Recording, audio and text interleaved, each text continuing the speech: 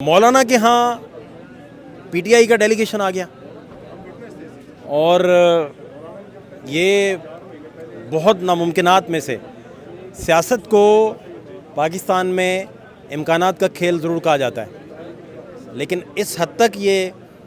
इम्कानात based है कि आप प्रेडिक्ट ही नहीं कर पाते। कोई सोच नहीं सकता था कि 2024 के इलेक्शन के बाद धांधली के लिए जो तहरीक चलने की या कोई एहतजाज की कॉल होगी उसमें मौलाना साहब तहरीक इंसाफ के अलाई होंगे,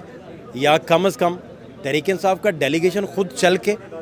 असद कैसर जैसे तहरीक इंसाफ के नज़रियाती जो रुफ़का हैं इमरान खान के, उनके साथ मौलाना साहब से मिलेगा। मौलाना साहब ने आज एक इंटरव्यू में, मैं वो इंटरव्यू सुन नहीं सका, मुझे जितने कोलीग्स हैं हमारे रिस्पेक्टेड वो बता रहे थे कि मौलाना साहब ने कहा है कि जनरल फैज़ और बाजवा साहब ने कहा था कि अदम एतमाद ले आए, तो अदम एतमाद तो उनके सेरा उनके सर हो गया। उसके बाद री इलेक्शन में अगर चले जाते, फ़र्ज़ करें,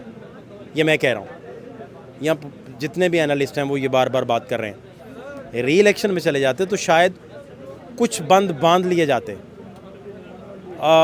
फिर जनरल फैज़ का जब तूती बोलता था इस मुल्क में, बहुत पावरफुल थे, जनरल बाजवा बहुत पावरफुल थे, तो तब मौलाना साहब का जो एहतजाज था उसने ये अनाउंस किया था कि जड़ काट दी है, और रियासती इदारों का पैगाम लेकर चौधरी बरादरान मौलाना साहब के पास आए थे। और फिर चौधरी बरादरान जो हैं, आपको पता है कि